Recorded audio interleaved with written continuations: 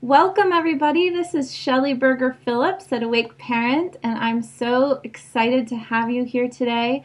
We are at our interview with Dr. Laura Markham, and oh, Laura, I'm so excited to have you here. Thank you so much for being here. Thank you for having me. I'm delighted. So, Dr. Laura, in case you don't know, has a PhD in clinical psychology from Columbia University. She has an active practice working with parents in person over the phone and on Skype. She speaks frequently at schools and parent groups, and her website, ahaparenting.com, you absolutely have to bookmark that site. I love her website. Pretty much everything that comes out of this website and out of Dr. Laura's mouth is completely aligned with my ideas and principles of intentional conscious parenting and gentle discipline. She doesn't even use the word discipline, which eventually I'll get there. But right now I like to use that phrase. And Dr. Laura's children are now 21 and 17. And she often will talk about stories about her kids and how to raise self-disciplined, responsible, considerate, happy kids without punishment. She says her greatest aspiration is to change the world one child at a time. Thank you so much for being here. Thank you. All right, let's just jump right in because I have so many questions and I might have to add in a few that I didn't send you ahead of time because you know how it goes. I do. I'm just in the middle of reading. Of course, I've skimmed your whole book and I'm about halfway through reading it page for page. And honestly, I've read a lot of parenting books and there aren't many that I agree with everything contained. So I'm very excited about that. Does that mean you do agree with what you're reading? I do agree with everything You're very excited I'm about that. reading. Great. And I just love Great. that. There are so many books out there. I mean, and as an example, I picked up a book off the shelf several months ago called 1, 2, 3 Magic. And I just... Yes. Oh, I mean, I had upsetting. a visceral reaction to that book. Yes. I can't... Yes. Yeah. So... You can see why parents want that kind of a book. The idea that 1, 2, 3, and your kid is doing what you want, how great is that? Right. But when you talk with parents about it and you say, that just means you're threatening them, right? And you have to keep upping the ante and threatening with a bigger threat. And what happens when they're 6 or 7 and you can no longer drag them into the room and hold the door shut? You're not in that whole time, you're not teaching them the self-management skills they need or giving them the desire to do what you're asking, to want to cooperate with you. Right. And so I totally understand why parents buy that book. I totally get it. And I just think it's such a disservice to parents who don't understand that they're sabotaging their child and themselves. Right. And what breaks my heart about a book like that is the connection between the parent and child is being hurt every single time they use that strategy. And that just, ouch. Yes. So, Yes. Okay, so in the first section of the book, you're talking about regulating ourselves as parents. Mm-hmm. And this sentence just jumped right out at me. It was an aha moment for me. When I read this sentence, you said, and I quote, "Usually in parenting and in life, the best response to upsetting emotions is to reflect, not react. In other words, don't take action while you're triggered." Brilliant. I just, that's something that I've felt for a long time, but never really been able to articulate. And I'm just curious, can you say a little bit more about that, the importance of stopping and actually not acting in those moments when we feel all that emotion in our bodies? Yes. Well, we all know, if we think about it when we're rational and calm, that being rational and being calm and being loving is the way that you can actually connect with your child and move them from the space they're in to the space you'd like them to be, right? We all know that when we're in a calm place. When we're triggered, we aren't thinking straight. No one thinks straight when they're triggered. our body is just flooded with neurotransmitters and hormones that are giving us this sense of urgency and pushing us into, it's basically like all of a sudden there's sirens blaring in our head. Emergency, emergency, emergency, take action, do something, right? Right. So we're in fight, flight, or freeze. And we want to do something, anything. And so we think that we're doing something positive just by taking action, any action. Grabbing our kid and hauling him over here, hauling him over there, And actually, any action you take from a triggered state is not going to be the right action.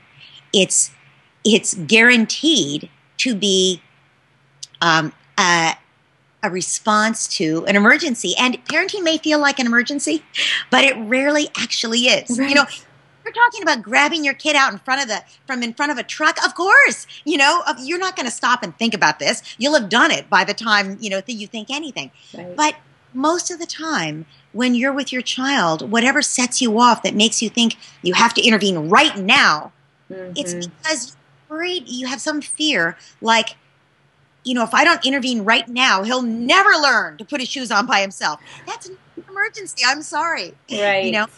Yes. So really the best thing to do when you're upset is to not take action. And I would even take it a step further. And this is a spiritual teaching, which is that when we are in the present moment, we can channel the energy of love through us, I believe. And so if we can just stop and breathe, breathing only ever takes, it's not in the past, it's not in the future, it's only in the present moment. It brings us into the present moment. We have an opportunity to choose what we're going to do next. We don't have an opportunity to choose when we're in fight, flight, or freeze, when we're just barreling down that, slope. Right. But when we stop and just breathe, we bring the light of conscious awareness to whatever's going on in that moment. And you don't have to solve anything. You don't have to do anything. That light just sort of melts away the impetus that you had and gives you a choice about whether you want to continue on that path or not. Right. And I'm not saying you don't need to intervene. Maybe you do need to intervene and teach your kid to put his shoes on himself, or teach him not to hit the dog. The dog deserves not to be. I'm saying there aren't things you need to guide your child about. Yes. But you can teach those lessons so much better. The idea of barreling down on your child to knock him out of the way of the dog, that's not going to teach the lesson you're after. Right. Yes.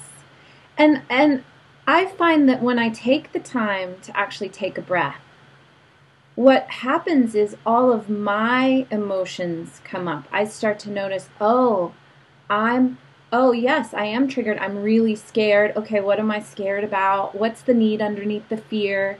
And then when I work through what's going on for me, I have so much more space for my child to just be a child. Yes. Yes. Because my daughter's 2.5, and she's gonna experiment. She's gonna do things, and when I'm in that triggered state, I just want to stop her from exploring or doing whatever it is she's doing that I don't like.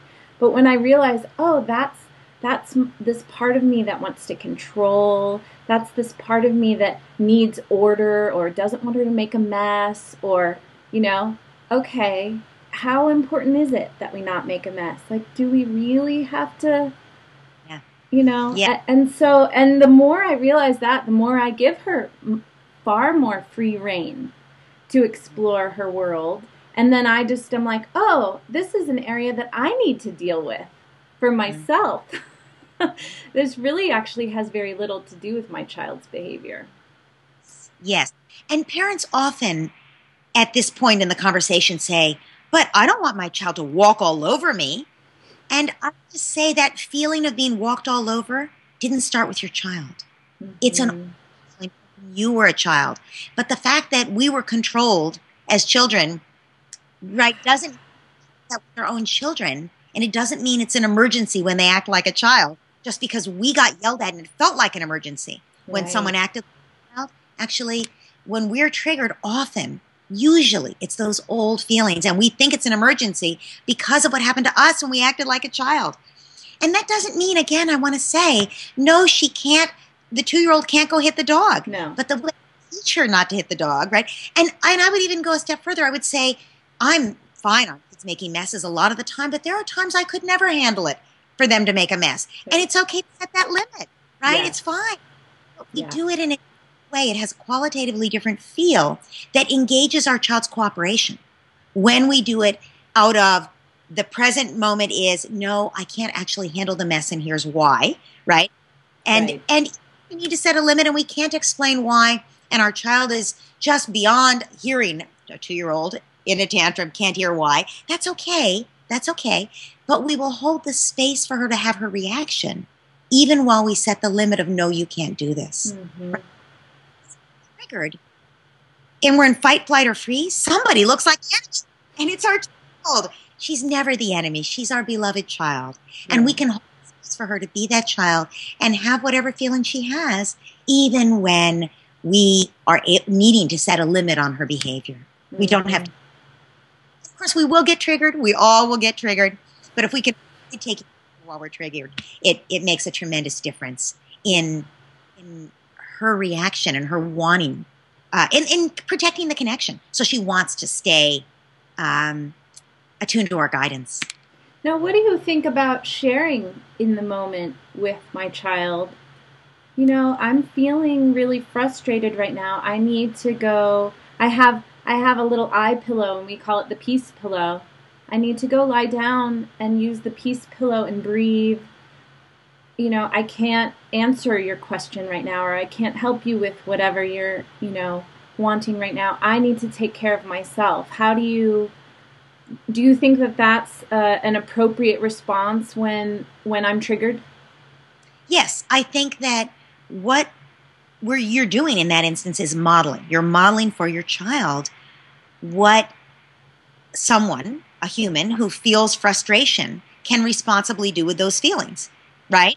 You could be modeling smacking her. You're not doing that. You could be modeling yelling at her. You're not doing that. You could be modeling slamming out of the house. You're not doing that. You could be eating a pint of ice cream. You're not doing that. So actually to say, I'm frustrated, I need to calm down, and I'm going to use constructive self-calming tools to do it. And here's here's our chill corner where we go with our eye pillow, that we sit with, that we nurture ourselves through the upset, and then we're able to respond in a more responsible manner. That's a wonderful thing to model for your child. I think if you spent all of your time saying, I can't help you with that because I need to calm down, that would be a signal. Sure. Some work, maybe not when your child is around, that will, help you to cope better. But I think it's a fantastic thing for children to see us manage our emotions. Yes. I agree. And what really struck me about the eye pillow, the peace pillow, was that a couple of weeks ago I started to get agitated, and I didn't realize it.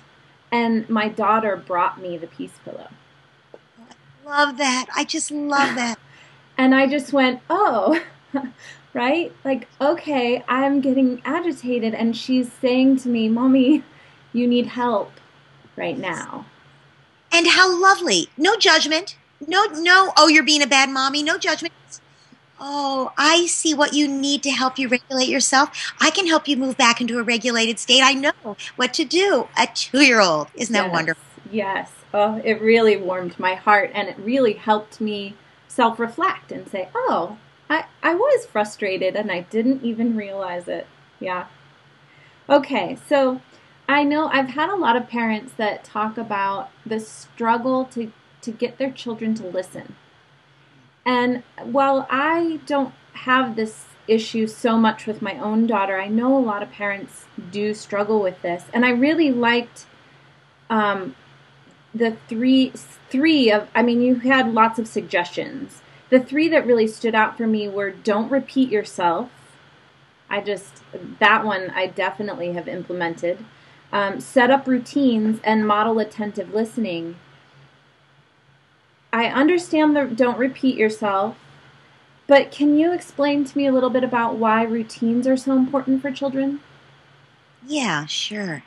So first of all, when we say my child won't listen, it's really not about hearing, right? It's my child won't obey what I'm asking. Isn't that correct? Sure. Or cooperate, or Yes. So when we're saying, how do you get your child to listen? And routines is one of the things I suggest. The reason is that kids, first of all, feel more secure when they're in a routine. And so the more secure they feel, the better they feel, and the more likely they are to cooperate. That's the first thing. When they're out of their security zone, they're less likely to cooperate because they're in a state of fear. And when state of fear, we move into fight, flight, or freeze, and we're resistant, right? So the first thing is we want to increase security and safety for our kids at all times that we can. Increase safety and security, and one way to do that is routines. Then kids respond from a place of feeling more cooperative, right? Now, I'm not talking about routines like we have to do it this way to the minute all the time. That's rigidity, right? But just that kids know what to expect. They need, if you think about it, children feel pushed around by life and by us much of the time because they don't listen for things. They don't know that after this we do this unless they come to expect that, right? So something that they're not going to inherently love to do, like brushing their teeth, right? They might not cooperate with. They are much more likely to cooperate with it if it happens at the same time every day and it's just what we do. Then there's much less resistance to it. It's just part of the routine. And that also makes you less the bad guy. There's less about it, right? You aren't just arbitrarily deciding to punish them by making them brush their teeth. Right. This is just something we do. After we use the toilet, we wash our hands, right? There's no punishment there. That's just what we do. It's the routine, right? So no child understands the concept of germs. No child really thinks that washing their hands is important after they use the potty, but they're going to learn to do it because we keep it as part of the routine, right? So there's much less opportunity for fighting, for resistance, and, for power struggles, basically. I think there's one other thing that they learn they can survive these things. Like, they don't really like brushing their teeth, right? But they learn, I brushed my teeth yesterday. It was really unpleasant. I got over it. It was okay. And so every time that happens, they're a little more open to the idea of brushing their teeth. And believe it or not, at some point, they're going to be a 13-year-old who just habitually brushes their teeth and doesn't think twice. And you don't have to be in there singing some song about catching the germ, talking them into it, right? The way you do it. So that's a great example of brushing teeth. But the truth is, for any routine, children are just less likely to resist and to fight with us. And maybe this is part of why my daughter is so cooperative, because we have very specific routines that we follow on a daily basis. And I make it a point to really let her know ahead of time what's going to happen next, which makes her so much more cooperative. It's like, if I forget to warn her about the next step, I will see that little resistance come up in her. But if I start by saying, first we're going to do this, then this, then this, then that, she's already primed and ready, and she knows what's next. And then I think she also feels a little bit more autonomy, because she's like, I know what to do next, instead of I have to be told what's next at the moment, That's a fantastic point, Shelley, because when we want our kids to cooperate, often, we forget that what kids need is to become autonomous. They need to take more and more responsibility for themselves. That's their job in life. So if we're controlling every move, then whereas if we can set up a routine that they can take charge of over time, then they step into their power. They feel empowered, and they're proud of themselves, and they take so much more responsibility. And, parents always love that once it happens. But we have to have the confidence that they can do it and give them just enough support at each step of the way that they can learn to do it. Right. That we, take pictures of them doing these different things and let them arrange it on a chart so it's on the wall. And then you can say to them, what do you need to do next before we leave the house? And then you can go over, you've already done this. You've already done this. Oh, now you need to find your shoes, Or if we've set up a system, it's like a routine, a system. Here's where you hang your jacket. It's where you can reach it, your backpack goes and under the shelf is where your shoes go, then your 2-year-old can actually handle that themselves. And it's a whole different way of life than if you're constantly looking for the shoes, Right. Yes. Yeah. I always know where my daughter's shoes are because when she walks in the door, she takes them off and puts them in her little bin. And Exactly. that's just how we roll. Yeah. Oh, I love that.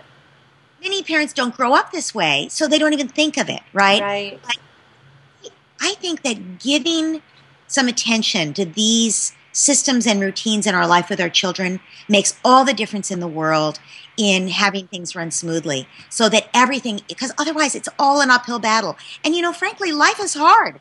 It can be an uphill battle anyway with Right. a young human being who's, doesn't have a lot of frontal cortex there to manage their emotions and react so strongly to everything. Why not at least make something simple by having routines and systems that work for you? Yeah. In my course, I talk about encouraging autonomy and responsibility by setting up these systems so that children can be independent at home. And I got this idea from Montessori. I have a background in Montessori education, and there's a lot that Montessori at home and in school, it's all about creating an environment that children can be self-sufficient inside of. And I just had this beautiful moment I want to share with you last week when I came home. My mom had been watching my daughter, and she, with this awe-inspired look, came up to me and said, "Shelly, you won't believe what just happened." And I'm like, "Well, what?" And she said, "Your 2.5-year-old daughter walked into the bathroom, turned on the light and the fan, pulled down her pants, sat on the potty, peed, put the pee into the toilet, wiped herself, put the cloth in the toilet, closed the lid, flushed the toilet, walked over, turned on the water, washed her hands, went over, got the towel, dried her hands, hung the towel back up, turned off the light and the fan, and walked out of the room." She said, "I didn't do anything to help her. I watched with my mouth gaping open as she did this complex series of things and did it all herself." Yes. And, when we see that as something kids want to master, we make it another fun opportunity for mastery. Right. Kids want mastery more than anything, Mm-hmm. especially children. People consult me often about their strong-willed children. Strong-willed kids especially need mastery. And it's an act of integrity to be in charge of themselves like that. And they absolutely can be when we give them that opportunity. That's beautiful. Mm-hmm. Oh, yeah. I love that. So let me ask you something about modeling. I agree with you that I think that what we want from our children, we first have to model. Do you agree that we need to be living examples for our children of what we want? I mean, if we don't want them to throw a tantrum, then we have to not throw a tantrum. Is that right? It is really that simple. I mean, it's more complicated, but it really is that simple because, children learn what they live. They really do. And they won't always do what we say, but they will eventually do what we do. They will do what we do. But I said it's also more complicated. It is exactly that. But it isn't just what they're learning. It's what their brain is doing. When they're born, their brain is very unfinished. So the brain actually takes shape in response to us. So their limbic system is picking up what our limbic system is doing. And if we're in an agitated state a lot, they get into an agitated state too. Right, mirror neurons you're talking about. About mirror neurons. Exactly. And we know you walk into a hospital nursery where babies are there lined up in their little, cots, they would call it and one baby starts to cry, they all start to cry. And we now know enough about mirror neurons to know that what's happening is they're all having the experience of feeling. It's not just reacting to that baby crying. They feel, it's like, oh, crying. I know what that's like. If I were crying, I'd be feeling X. Oh, no, now I'm feeling X. So, it's like the 4-year-old like your daughter bringing you the pillow sees your agitation, and she knows that when she's been unhappy and agitated and dysregulated, someone has soothed her, so she soothes you. But that's what empathy is. It's feeling from someone else's perspective. She's been treated with empathy, so she's developed empathy, so she knows to soothe you, right? So what happens for our kids is when we get upset and throw tantrums, first of all, we're giving them a very clear message that things are an emergency. That's the first thing. Secondly, there's this feeling of danger. So they get dysregulated. Whenever we throw a tantrum, they get dysregulated and they move into fight or flight also. But, this also works in reverse. Let's say your child, you're just happy to wash his dishes. All of a sudden, something happens. Your child does something they're not supposed to do, and it just pushes you over the edge. He knew better than pull that down, break it, and the glass is all over the place. And you're screaming like a mad because, there's glass all over the place because your son just broke this thing. You're very clearly, giving that message to him, right? But let's say he suddenly got upset and you don't even know why he was upset, right? And he's acting upset when you think it's time for a diaper change and he throws a total tantrum. There's no reason. He can have his diaper change, right? No problem for you. You respond calmly to his upset, he'll calm down. If you respond like, oh, I can't believe you're doing this again. Why can't you just lie there and get your diaper changed like a good child, and you're all upset. What you're transmitting to him is that there's something wrong with him and it's an emergency situation. And he thought it was an emergency already. Now he knows it's an emergency. Right. So things worse when we fly off the handle ourselves. Right. Yeah. And I love this as a focus for parents that the key to a peaceful home is for us to find our own inner peace, our own ability to regulate our emotions, and that can spread through our family. Just like a virus, but it's like a good virus that you want to catch. I love it. A good virus. Yes. When parents say to me, of course I would be peaceful if he would just behave himself, right? I know there are difficult kids. There are children who would try my patience, would try your patience, would try anyone's patience. Sure. We're born with whatever challenges, they have real problems with impulse regulation, for instance, or they're physically having a hard time. They have a gluten allergy, and so it sets them off, and we don't even know that, but it means that they are miserable, so they act miserable, and they make us miserable, right? But here's the thing. Nobody can really make us miserable. People can act in whatever way they act, and we respond in whatever way we respond. So we always have the choice of how we respond, and we can always either soothe or inflame the storm that our child is creating, whatever it is. Mm-hmm. Mm-hmm. I want to go back to something you said earlier about the willful children needing autonomy. Because what strikes me about that is that when I was a preschool teacher, it was the quote problem kids that I really bonded with, and that's interesting. Yeah, and the way that I connected with them was by giving them a job to do. Yeah, exactly. It was just my intuition that they were bored, or they weren't being challenged in some way, or they needed something to put their focus on other than messing up somebody else's work.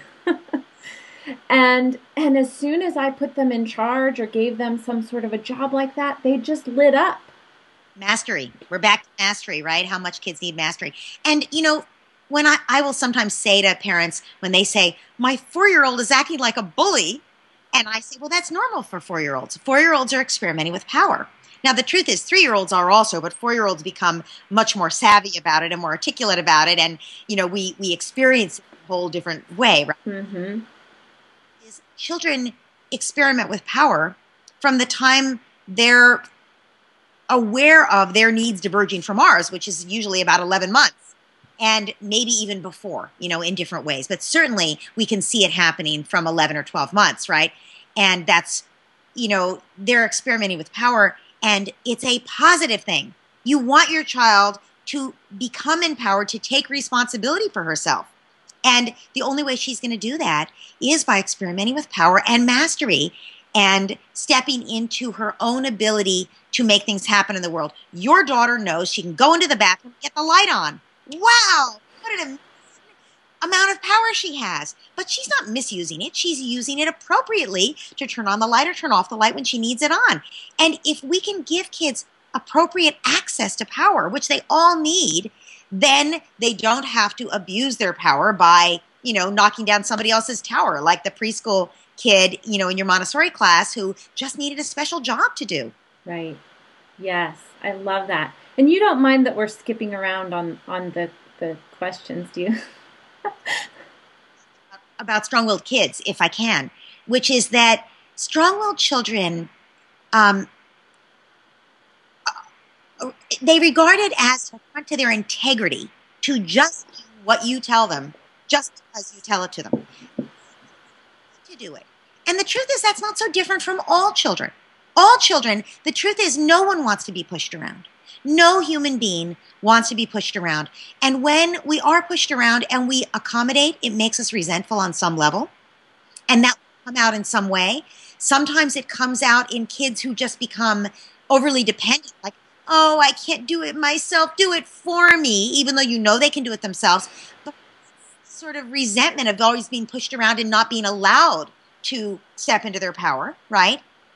Or sometimes become, that's a more compliant kid. A kid who's more strong-willed will just be like, no way. You told me that's enough reason not to do it because they're tired of being pushed around, right? But all force, whenever we push on something, all force creates resistance. That's just human nature. Force creates resistance. So this is why I talk about coaching our kids instead of controlling them. We actually don't have control. You may think you have control, but when you try not have control. And then, by the time they're 12 and they're slamming out of the house, you realize, I should have approached this a little differently. What you do have is you have a tremendous amount of influence.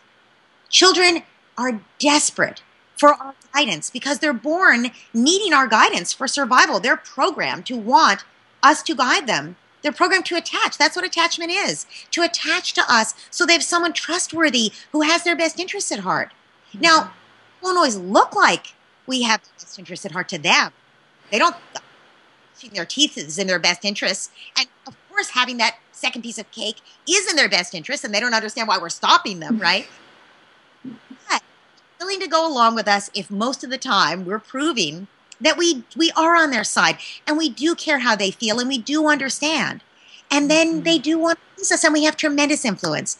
And speaking as someone who has a 17-year-old and a 21-year-old who come to me for advice, I'm happy to say still, I try to be really careful. Sometimes I make a mistake and give direct advice because I just can't stop myself. It's hard to bite my tongue and say, that's a hard decision. Wow, no wonder you're feeling like that's a hard decision. That is a hard decision. That'd be hard for anybody. What are you thinking about? Because at this point, telling them what to do would be implying that they're not competent. But that's even true for a 4-year-old, right? There's a variation of that we can do with a 4-year-old where we say, wow, I see you have, yes, you're right. That is a dilemma. Boy, I see why you would wonder what to do. What do you think? So you think you just want to tell her you're not going to be friends anymore. Wow, because you don't see how to play with her without her being so bossy. I wonder how she'd react if you said that, and you can help your 4-year-old sort it out and come into her own skills about it in a way that she doesn't feel pushed around. And she's going to come to you and seek advice about anything in the future, right? Whereas if instead you say, that's what you do, right? Or you're around in general and say, don't you act like that to your friend, as if she's just a bad kid and she's being unkind, right? When she's actually just trying to solve her problem of not knowing how to work this conflict out with her friend, right? So I guess my point is all children need the respect accorded to them that they're separate human beings and our awareness that we can influence, but not really control. And control is bad for them. And the more we give them, I'm not saying you don't set limits. Again, we can talk more about limits if you like, but you can absolutely set limits, but still respect their feelings about what it is that they need. Yeah, I do want to talk about setting limits. You know, I had a much easier time setting limits when I was a preschool teacher. And it's fascinating to me because I call it setting boundaries, but when I was a preschool teacher, I wasn't as emotionally invested. I mean, I loved my kids and they were my kids and I would have done anything for them. But when I didn't have that mirror neuron thing as strongly with them as I do with my daughter. And so when I set a limit with my daughter and she's heartbroken, I'm heartbroken. Oh, yes. And Yeah. I think this is where parents get into this dilemma of, ooh, I don't want to set that limit because I don't want to set him off. He's going to throw a tantrum about XYZ and I can see it coming and I don't want to deal with the tantrum, so I'll just give him whatever it is. And and then the boundary slides a little and it slides a little and now then pretty soon they're wondering, why is he testing this boundary? You Yeah. know? And so yeah, can you just share a little bit about setting limits and how that works with the emotional piece? Because I think that's the tough thing for parents to deal with is how do you then stay calm in the face of your child's freak out when it seems to you something little like, no, you can't have the blue cup instead of the red cup. And they just freak out, you know? Yeah. I'm so glad you asked it this way because emotions, I think, are at the center of parenting. And we don't really talk about them. You pick up most parenting books and they don't talk about emotions. They act like it's all about just control. Like, okay, when your child behaves in this way, you stay calm and you act in this way and then everything's cool. Whereas there's a huge piece left out here. Why is your child acting that way? Big emotions, right? And why are you reacting this way? Big emotions in response. So they're really at the core of everything we do as parents, and we do need to understand what's happening there if we're going to be the kind of parent we aspire to be. So you said that it's different if it's your own child versus if it's your preschool classroom, right? Mm-hmm. Absolutely. We do get triggered. And we get triggered in all kinds of ways. So let's say you said heartbroken. That was one of the examples you gave. We say, no, I'm sorry, you can't do this, whatever this is. And your child is heartbroken and she sobs and sobs. And so you think, oh, would it be so terrible to let her do this, right? Right. Now, I'm not against sometimes deciding it wouldn't be so terrible. Actually, I'm fine with thinking, you know, she really, really wants to take her shoes off right now and do this. And, I think it's too cold, but the truth is, it's not, that cold. It wouldn't be so terrible. She can play without her shoes for a few minutes and then we'll put them on. And what's been so terrible about that? She's not going to die of pneumonia. So I don't actually have a problem with thinking, there's new information here. This is something so important to her that she feels her heart will break if she doesn't get it. I'm willing to do this, right? But I'm also going to say, and this is why parenting is an art and not a science, and there's no right answer, right? That in the exact same situation, another day, I might say, no, sweetie, you just cannot take off your shoes and be barefoot here.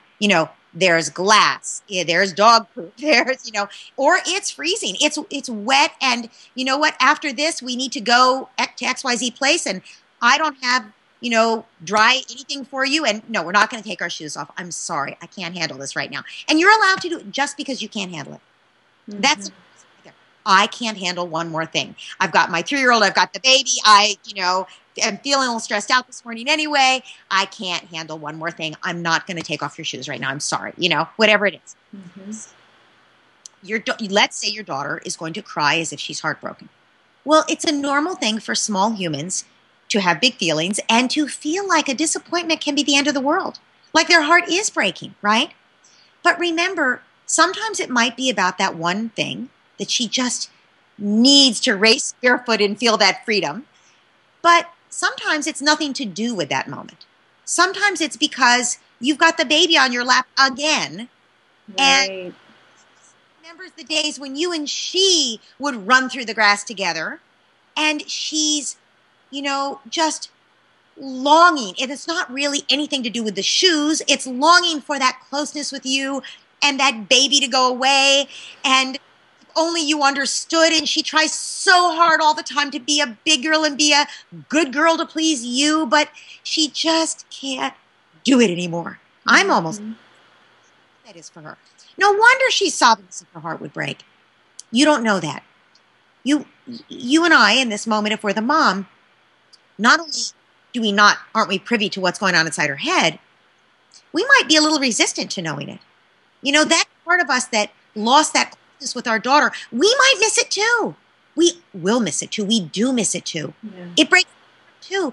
And we sometimes don't want to go there because it's the guilt, right? We have our own feelings that stop us from being able to acknowledge our child's feelings, right? And that lack of self-knowledge, that lack of awareness. So what happens in us is we get irritated at her because some little part of us comes up with guilt and is like, oh yeah, I remember those days we used to run around. Oh yeah, that was before the baby came, right? And we know we've been a little sleepless with the new baby and a little short-tempered with this 3-year-old. And, you know, we don't even know. It all happens so fast. And we don't even know that we're now getting short-tempered with her because we're guilty, right? Because she's crying as if her heart would break, right? The thing that really struck me about what you shared is the piece about it might not be about this thing. That I forget that sometimes. And when I remember that, it's not really about the blue cup or the red cup. It's about, this is my opportunity to release my feelings right now, and I'm going to take it. Yes. And then my heart just opens and I want to hold space for her to freak out about whatever it is. I think the important thing for parents in the moment, whenever your child starts to lose it, no matter what they're losing it about, to just stop, breathe, and remind yourself, of course she's overreacting. Of course he's overreacting. It's been a hard day. It's been a hard week. It's been a hard year. It's been a hard life. Children get pushed around all the time. They're always looking for opportunities to get those feelings out. Once they empty that emotional backpack that they're carrying around with all these feelings, they'll be so much more, they'll be back to their sunny selves, able to cooperate, wanting to connect with you. They can't connect when they have all those big feelings because they're defending against their grief and their disappointment and their frustration. And when we defend against it, it's all in the same place as the love, right? So when you defend, you lose your love. That your child can't access their connection with you. So that once they lose their connection, they're like adrift, unmoored, and they're just freaking out, not safe, again, not safe. And they're angry. And again, you look like the enemy, right? So they're upset about what's going on. If you can just stop and remind yourself that you don't have to understand what's going on. You just have to hold the space that your child's allowed to have any feelings they have. And if they're starting with anger, which they often do, I hate you, you never understand, then you just stay compassionate, you breathe, you don't take it personally. You know, that's the anger talking. It's not real. It's just the defense. So they won't have to feel those awful feelings of sadness, of the grief or whatever. You stay compassionate, you breathe, you say, oh, sweetie, that must feel so terrible. It does. Can you imagine how terrible it feels for them to feel like you never understand? Now, I know you understand. You know you understand. But that's not that moment. Right. This must be so hard. I'm so sorry. This is so hard. Yeah. And then if they're not quite crying and they're still angry, stay compassionate. That's safety. Provides safety for them to move into the feelings. And you can remind them, I know you really wish you could have the red cup. You wish you could have your shoes off. I'm so sorry. It's not going to work right now. Right? Mm-hmm. Have a chance to cry. Yeah. And you that space from if you can, you hold the child. If you can't hold the child for whatever reason, like it might trigger you, they're flailing, don't let yourself get hurt. That's okay. And you hold the space. Mm-hmm. They're going to be in your arms sobbing and they'll be done. And then things get so much better and you have a great rest of your day and probably rest of your week. Mm-hmm. I know we're getting close to the end of the hour. Do you have time for one more question? This is a personal question because just recently, just in the last week, my daughter, she'll cry, but only for a moment. And then she'll either get distracted or something else will happen and she'll stop crying. And then she'll come to me with this sort of, she seems almost proud and she'll say, Mommy, I stopped crying. And I actually feel a little worried, like that maybe she's getting the message that crying's not okay. And I keep trying to reassure her, it's okay to cry. You cry as much as you need to. I'm not her only caregiver, so I don't know what kinds of messages, and I will talk with everyone about this, but what do you think about that? This 2.5-year-old who is now proud of stopping crying. So it's so interesting. You know, there's actually a debate out there in the parenting literature about this exact issue, right? So you find people like Dan Siegel, and I'm a big fan of Dan Siegel. Dan Siegel talks about how the limbic brain builds connections to the frontal cortex as the frontal cortex grows. I'm sorry, I'm trying to make sure you can see this. Stab, the reptilian brain, right here's the limbic system, the emotional brain. And then we create connections between the frontal cortex, which grows around the, so this becomes the skull. Mm-hmm. And over time, as these connections get solidified, we gain control of our emotions. And it's an important developmental leap or achievement for us to gain that control, right? And he talks much more in depth, of course, about how the right and left sides connect to each other. Mm-hmm. But a lot of talk about how, when you flip your lid, right, your front is no longer controlling your limbic brain, right? And, you're in wild emotion as opposed to controlling. So no question that it's a developmental achievement that we all aspire to be able to maintain enough awareness in the moment to give ourselves a choice not to get hijacked by those emotions, mm-hmm. right? Mm-hmm. Developmental achievement to bring that kind of awareness, right? However, and here is the opposing viewpoint that's out there in the parenting literature, hand-in-hand parenting, which was started by Patty Whippler, I'm also a big fan of. And Patty follows in the tradition of Aileen Salter, who wrote The Aware Baby. Right. And that comes from the tradition really of evaluation co-counseling, I would say, which is big on, let's get those emotions out. Let's express those emotions. And so that their position, I think I'm doing them justice to say their position would be that when we have feelings and we shut them down, we're stuffing them. What are you doing with those feelings? They're going into the emotional. Now, this is no one else's term. The emotional backpack is my term. But, they're going into the emotional backpack, right? Right. Patty Whippler calls it, Freud called it repression, And the problem when you have feelings that you repress is they're no longer under your conscious control. So they pop out. So let's say you have a 2.5-year-old who has a baby in the family. And the 2.5-year-old wants to hit the baby because that would be a normal response for a 2.5-year-old sometimes, even if they love the new baby. And so the 2.5-year-old says to herself, no, hit the baby. No, gentle with the baby, And that's a good thing, right? That she's learning that control. But what's happening to those feelings? They're going out of conscious control. I'm not saying you ever let her hit the baby, but you don't allow her to express those feelings in some way, and she can't even admit that she ever feels them.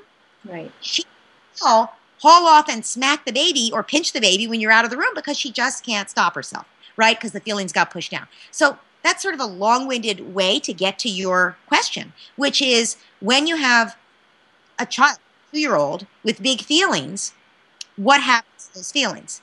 I think there are 2 things we can do with feelings.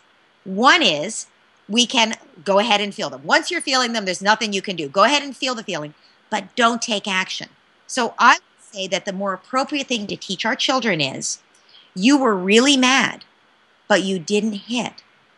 You were really mad and you just sat and you felt the feelings and and the truth is behind the really mad, the anger, you were frustrated. You were frustrated because your tower fell down and you were so sad. Your tower fell down again and you wanted to throw the block and you didn't throw it. So not acting on the anger, that's what we want to have said as the achievement, not feeling it, right? They're going to feel it. Mm-hmm.